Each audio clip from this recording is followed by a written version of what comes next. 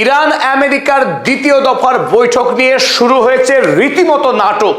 এই মুহূর্তে আমেরিকার ভাইস প্রেসিডেন্ট জেডি ভ্যান্স মধ্য গগনে আর কিছুক্ষণের মধ্যেই নামতে যাচ্ছেন ইসলামাবাদে এবং সকালবেলাতেই আমেরিকা থেকে উচ্চ পর্যায়ের ডেলিগেশন টিম তারা পাকিস্তানে আগেই পৌঁছে গেছে। ওদিকে ইরানের পক্ষ থেকে এখনো পর্যন্ত কোনো প্রতিনিধি পাকিস্তানে এসে পৌঁছায়নি। আর কিছুক্ষণ আগে ডোনাল্ড ট্রাম্প আবার টুইট করে জানিয়েছেন আজকেই ইরান এবং পাকিস্তানের মধ্যে চুক্তি সম্পাদিত হচ্ছে। এ বিষয়ে তিনি আত্মপ্রত্যয়ী, আত্মবিশ্বাসী। ফক্স নিউজকে তিনি সরাসরি জানিয়েছেন আজই সেই মাহেন্দ্রক্ষণ ইরান এবং আমেরিকা চুক্তি স্বাক্ষর করতে চলেছে। এদিকে ইরানের বিদেশ মন্ত্রকের মুখপাত্র ইসমাইল বাঘেই জানিয়েছেন ইসলামাবাদে আমেরিকার সঙ্গে দ্বিপাক্ষিক আলোচনায় বসবার ইরানের কোন রকম পরিকল্পনা নেই এখনো পর্যন্ত। ঘড়ির কাঁটা যখন টিকটিক করে ঘুরে চলেছে, কিছুক্ষণের মধ্যেই নামতে চলেছেন আমেরিকার ভাইস প্রেসিডেন্ট জেডি ভ্যান্স। তখনও পর্যন্ত এই বৈঠক আদৌ হবে কিনা তা নিয়ে কোন রকম নিশ্চয়তা তৈরি হয়নি। আর এটাকেই বিশেষজ্ঞ মহল বলছে আমেরিকার জন্য শতাব্দীর লজ্জা।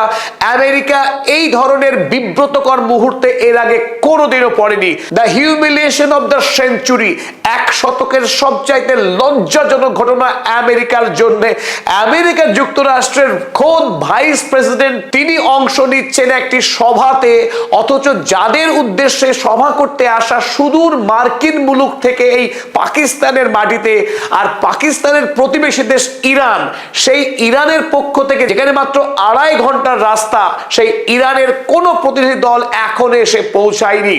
তাহলে কি এই সভা আদৌ হবে? যদি সভা না হয়, ইরানের পক্ষ থেকে যদি কোনো প্রতিনিধি শেষ পর্যন্ত ইসলামাবাদে এসে উপস্থিত না হয়, তার পরিণাম কি হতে পারে? এর পরিণাম এই হতে পারে যে আমেরিকা যুক্তরাষ্ট্র ইরানের ওপর একটা ভয়াবহ কূটনৈতিক আলোচনাকে ব্যর্থ করা, পণ্ড করার অভিযোগ এনে ইরানের ওপরে মারাত্মক সামরিক আক্রমণ শুরু করতে পারে। আগামীকাল মঙ্গলবার যুদ্ধবিরতি শেষ হচ্ছে তারপরে, তাই যে কোনো মুহূর্তে আমেরিকা ঝাঁপিয়ে পড়তে পারে ইরানের উপরে। এ কথাও সত্য যে ইরান প্রস্তুত হয়ে রয়েছে, তবুও ইরানের উপর যে মারাত্মক সামরিক ক্ষয়ক্ষতি হবে সে কথা বলার অপেক্ষা রাখে না। ওদিকে আমেরিকা গত 50 দিন ধরে সারা পৃথিবীর কাছে তার মুখ দেখাতে পারছিল না, কারণ ইরানের ওপরে যে অন্যায় হামলা চালিয়েছিল সেই দিক থেকে আমেরিকাকে সারা বিশ্ব দায়ী করেছে। কিন্তু এবার যদি ইরান আলোচনায় অংশগ্রহণ না করে, সেই ক্ষেত্রে আমেরিকা কিন্তু একটা নৈতিক শক্তি পেয়ে যাবে। তাহলে কি শেষ পর্যন্ত আলোচনা হচ্ছে না আলোচনা ভণ্ডুল হয়ে যাবে? তবে পদাতিকের পক্ষে আমাদের এখনো পর্যন্ত কিঞ্চিত হলেও অনুমান এই যে এই আলোচনা শেষ পর্যন্ত হতে চলেছে। কেন হতে চলেছে সেই বিষয়ে চলুন এবার দেখে নেওয়া যাক। ভারতীয় সময় সন্ধ্যার পর ডোনাল্ড ট্রাম্প সাক্ষাৎকার দিয়েছিলেন, যে সাক্ষাৎকারে তিনি আত্মপ্রত্যয়ী ছিলেন যে ইরানের সঙ্গে আজ চুক্তি হচ্ছেই। তিনি লিখলেন, Trump says Iran deal to be signed today in Pakistan. তিনি স্পষ্ট করেই বলেছেন আজ পাকিস্তানে ইরানের সঙ্গে আমেরিকার স্বাক্ষরিত হচ্ছে দ্বিপাক্ষিক চুক্তি। আর ডোনাল্ড ট্রাম্পের কথা মোতাবেকই আমেরিকার ভাইস প্রেসিডেন্ট জেডি ভ্যান্স আর কিছুক্ষণের মধ্যে ইসলামাবাদে ল্যান্ড করতে চলেছে। আপনারা প্রত্যেকেই জানেন 1979 সালে আয়াতুল্লাহ রুহুল্লাহ খমেনেই ক্ষমতায় আসার পর থেকেই আমেরিকার সঙ্গে ইরানের উপরাষ্ট্রপতির উপস্থিতিতে কোনো দ্বিপাক্ষিক বৈঠক হয়নি।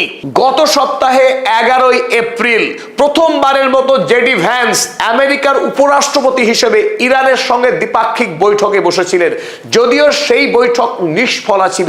দ্বিতীয়বারের জন্য আজ আরো একবার আমেরিকার ভাইস প্রেসিডেন্ট জেডি ভ্যান্স তিনি আসছেন ইসলামাবাদে, লক্ষ্য ইরানের প্রতিনিধি দলের সঙ্গে সাক্ষাতের। দ্য গার্ডিয়ান কাগজ জানিয়েছে US delegation to land in Islamabad for talks within hours। কয়েক ঘন্টার মধ্যেই জেডি ভ্যান্স পৌঁছে যাচ্ছেন ইসলামাবাদে। কিন্তু বিপদের আশঙ্কা এই জায়গায়, কারণ জেডি ভ্যান্স এসে বসবেন কার সঙ্গে, কি নিয়ে আলোচনা করবেন, কার সঙ্গে আলোচনা করবেন?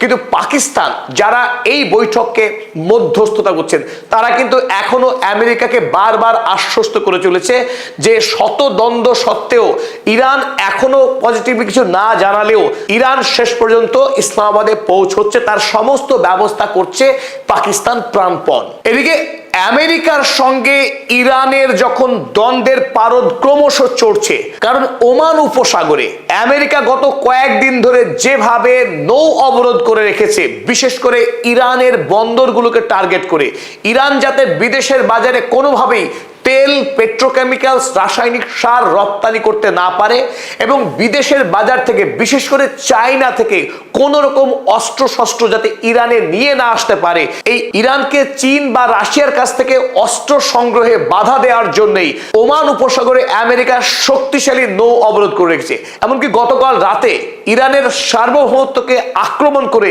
ইরানের বৃহৎ জাহাজ তৌশকাকে জব্দ করে আমেরিকা তাদের নিজের দখলে নিয়েছে।